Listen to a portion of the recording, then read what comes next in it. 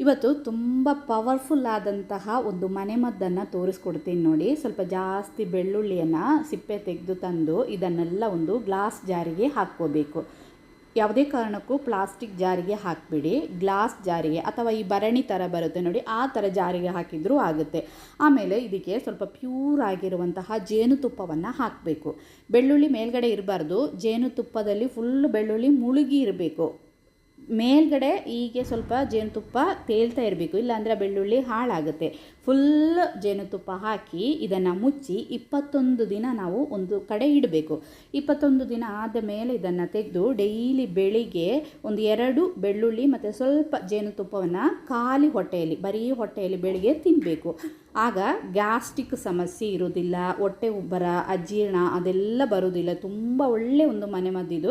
ಅಜೀರ್ಣ, ಹುಳದ ಸಮಸ್ಯೆ ಇರುವವರಿಗೆ ಸಹ ಇದು ತುಂಬ ಒಳ್ಳೆಯದು. ಟ್ರೈ ಮಾಡಿ ನೋಡಿ.